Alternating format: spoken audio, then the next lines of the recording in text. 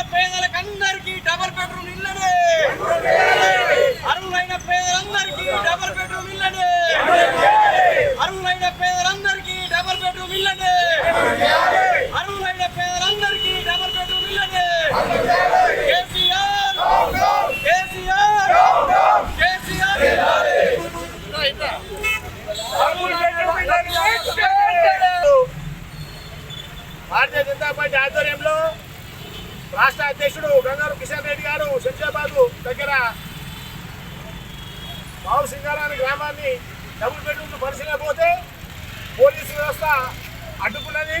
అయ్యా కేసీఆర్, మీరు అర్హులైన వారికి డబుల్ బెడ్రూమ్ ఇయ్యక మీరు కార్యకర్తలు తీసుకొని ఈరోజు మా కిషన్ రెడ్డి గారు డబుల్ బెడ్రూమ్ పర్యటన పోతే అడ్డుకోవడం తీవ్రంగా ఖండిస్తున్నాము.